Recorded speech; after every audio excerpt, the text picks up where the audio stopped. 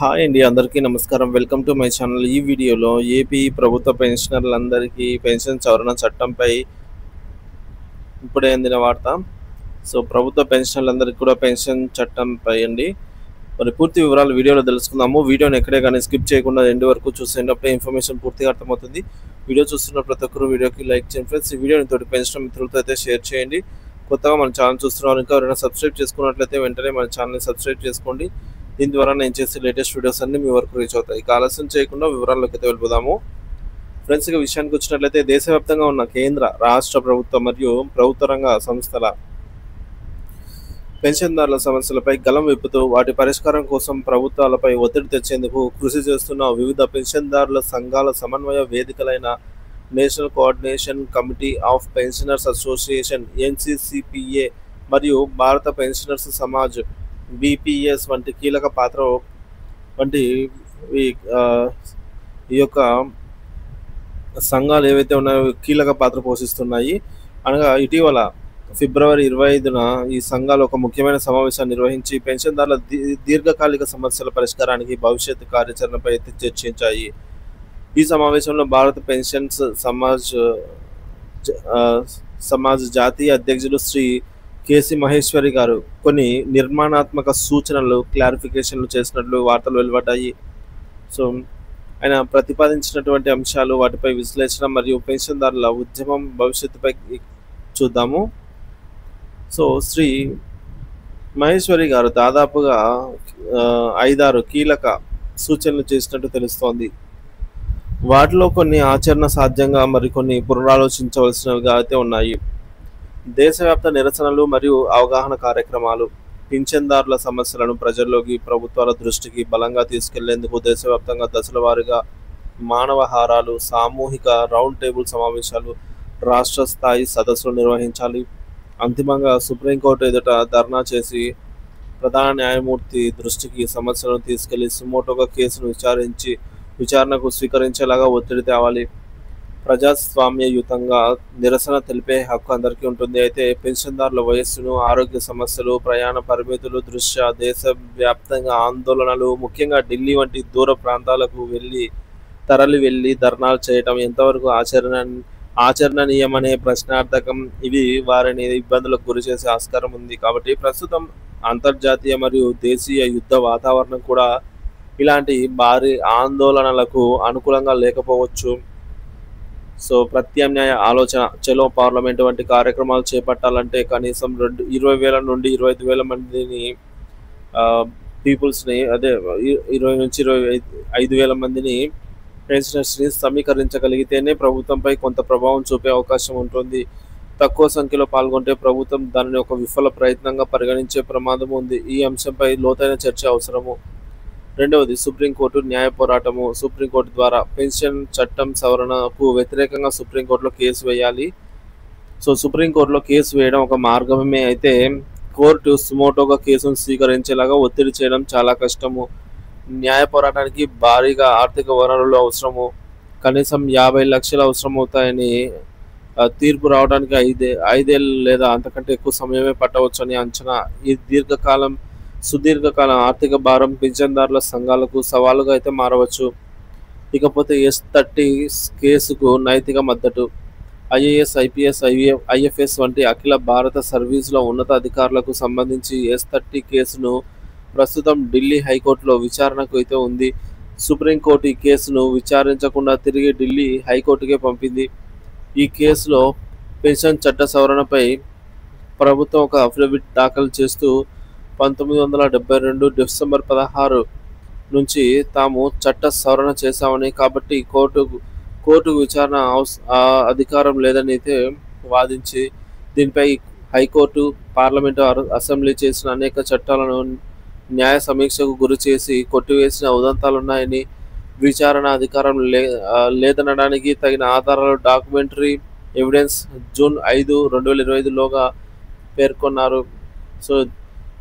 మరి ఈలోగా సమర్పించాలని ప్రభుత్వానికి ఆదేశించింది. ఈ కీలకమైన కేసు పెన్షన్దారుల సంఘాల నైతిక మద్దతు ఇవ్వడం ప్రయోజకరంగా ఉంటుంది. ఇది చాలా ముఖ్యమైన సూచన. S30 కేసు కేవలం ఉన్నతాధికారులకు మాత్రమే సంబంధించింది కాదని, ఇది పెన్షన్దారులకు సవరణ ప్రాథమిక హక్కులకు సంబంధించిందని అయితే గుర్తు చేశారు. మరి ఈ కేసులో ప్రభుత్వం విజయం సాధిస్తే డిఎస్ నకారా కేసులో సుప్రీంకోర్టు ఇచ్చిన చారిత్రాత్మక తీర్పు ఏదైతే ఉందో దీని నిర్వీర్యమయ్యే ప్రమాదము ఉంది. సో ఇటీవల ఏపీ హైకోర్టు ఒక కమ్యూటేషన్ కేసులో పెన్షన్ సంక్షేమ పథకం కింద ఇస్తున్నారని, అది హక్కు కాదని వ్యాఖ్యానించడం నకారా తీర్పు స్ఫూర్తికి విఘాతం కలిగించేలాగా ఉంది. కాబట్టి S30 కేసులో పింఛన్దారుల వాదనను బలంగా వినిపించడం, ప్రభుత్వ వాదనలను తిప్పికొట్టడం అత్యవసరం. ఈ కేసుకు మద్దతు ఇవ్వడం ద్వారా పెన్షన్దారులందరికీ కూడా ద్వారా కాపాడుకోవచ్చు. Social media వినియోగము.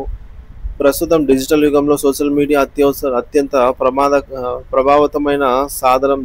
సో దీని ద్వారా ప్రభుత్వంపై ఒత్తిడి ఏ మేరకు తీసుకురాగలదో అంచనా వేసి వ్యూహాత్మకంగా ఉపయోగించాలి.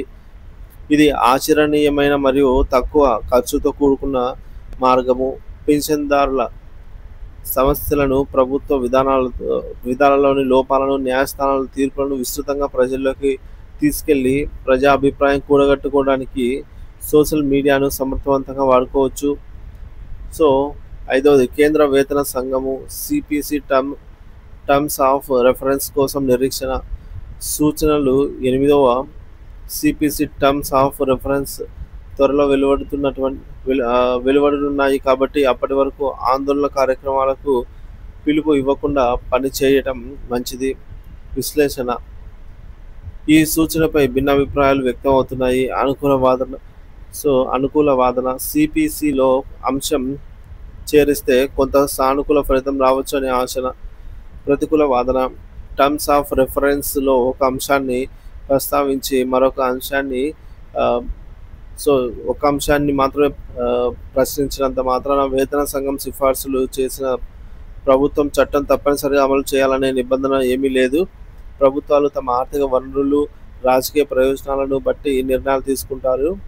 గతంలో 5వ CPC పెన్షన్ కమ్యూటేషన్ పునరుద్ధరణలో 12 ఏళ్లకు సిఫార్సు చేసినా కూడా ప్రభుత్వం అమలు చేయలేదు. సో ఆంధ్రప్రదేశ్ హైకోర్టు కూడా ఇటీవల ఓ కేసులో ప్రభుత్వాన్ని ఎలా ఓడించి ఒత్తిడి చేస్తారు, వాళ్ళ తమ ఆర్థిక పరిస్థితిని చూసుకోవద్దా అని వ్యాఖ్యానించింది. సుప్రీంకోర్టు తీర్పులు కూడా వేతన సంఘం సిఫార్సులను ఆమోదించవలసిందిగా అవసరం లేదని అయితే చెప్తున్నారు. సో కాబట్టి కేవలం టర్మ్స్ ఆఫ్ రెఫరెన్స్ కోసం వేచి చూడడం వల్ల ప్రభుత్వం 16 డిసెంబర్ 1992 చేసిన పెన్షన్ల సవరణను ఉపసంహరించుకునేలాగా ఒత్తిడి చేస్తే అవకాశం కోల్పోతాము. ఆ సవరణను రద్దు చేయించడమే పెన్షన్దారుల ప్రధాన లక్ష్యం కావాలి. సమన్వయ లోపం, ఏకాభిప్రాయ ఆవశ్యకత. NCCPAలో మరియు BPS వంటి సంఘాల మధ్య కొన్ని అంశాలపై అభిప్రాయ భేదాలు ఉన్నట్లు స్పష్టమవుతోంది. ముఖ్యంగా ఆందోళన కార్యక్రమాలకు నిర్వహణ, 8వ PRCపై ఆధారపడటం వంటి విషయాలు భిన్న దృక్పథాలు కనిపిస్తున్నాయి. అయితే అంతిమ లక్ష్యం ఒకటే, పెన్షన్దారుల హక్కుల పరిరక్షణ.